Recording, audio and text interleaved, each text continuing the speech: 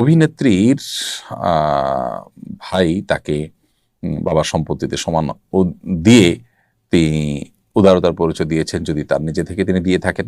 আল্লাহর বিধানের প্রতি তার যদি কোনো সংশয় থাকে, তাহলে সেটা তার ঈমান হরণ করার বিষয় হবে। আমাদের এক শ্রেণী মিডিয়া আছে যারা পশ্চিমা বিভিন্ন সংস্কৃতিকে দেশে প্রমোট করে থাকে, যারা এই দেশের সংস্কৃতির বিরুদ্ধে অবস্থান নিয়ে থাকে, তারা এগুলোকে নানাভাবে ভালো উদাহরণ হিসাবে দেখাবে।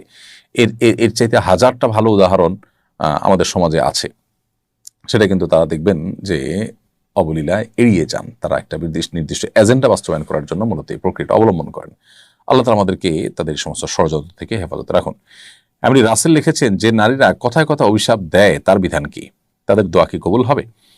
নারী হোক আর পুরুষ হোক, কথায় কথা অভিশাপ দেওয়াটা এটা ভালো জিনিস নয়। নবী করিম সাল্লাল্লাহু আলাইহি সাল্লাম তার সম্পর্কে হাদিসে বর্ণিত হয়েছে যে নবী করিম সাল্লাল্লাহু আলাইহি সাল্লাম তিনি লাআন, তাআন, ফাহিশ এবং বাযী ছিলেন না। অর্থাৎ কথায় কথা অভিশাপকারী, মানুষকে দোষারোপকারী, তারপর অশ্লীল উক্তিকারী, অশ্লীল কাজ করা মানুষ, অথবা নিচু কথা বলা, নিচু চিন্তার এরকম কোনো চরিত্রের থেকে আল্লাহ নবী সাল্লাল্লাহু আলাইহি ওয়াসাল্লাম পবিত্র ছিলেন। তার মানে তিনি কখনো এগুলো করতেন না। তো সেজন্য কোনো নারী হোক আর কোনো পুরুষ হোক, যিনি কথায় কথা মানুষকে অভিশাপ দেন, তিনি অবশ্যই গুনাহগার, তিনি অবশ্যই পাপিষ্ঠ, এবং এটা অভিশাপ দেওয়াটা একটা গুনাহ।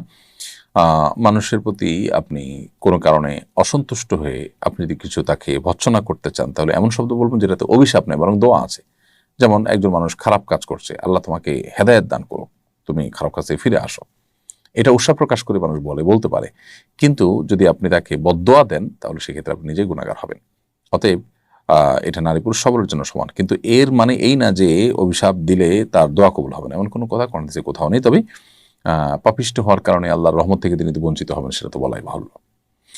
আমাদের মা বোনেরা ইফতারের সময় হওয়া সত্ত্বেও মসজিদে আজান না দেওয়া পর্যন্ত ইফতার করেন না। মহল্লার মসজিদে আজান না দিলে কি ইফতার করা যাবে না?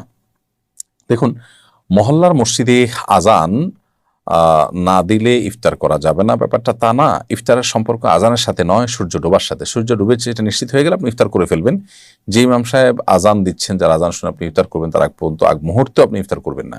ওই মুয়াজ্জিন সাহেব বা ইমাম সাহেব নিজে তো আগে সূর্য ডুবার পরে কিছু মুখে দিয়ে তারপর আজান দেন, তাহলে আপনার আগে তিনি ইফতার করেছেন, আপনি কেন ইফতার পরে করবেন? নবী করিম সাল্লাল্লাহু আলাইহি ওয়াসাল্লাম বলেছেন, এই উম্মত ততদিন পর্যন্ত কল্যাণের মধ্যে থাকবে মা আজ্জাল ফুতুর ও আখারুস সুহুর, যতদিন তারা ইফতার তাড়াতাড়ি করবে এবং সাহারি দেরিতে করবে, ততদিন পর্যন্ত তারা কল্যাণের মধ্যে থাকবে। বিধায় সময় হওয়ার পর ইফতার তাড়াতাড়ি করে ফেলা উচিত, বিলম্ব করা উচিত না। নামাজ আজানের জন্য অপেক্ষা করা উচিত না, যদি সূর্য ডোবাটা নিশ্চিত হয়ে যায়।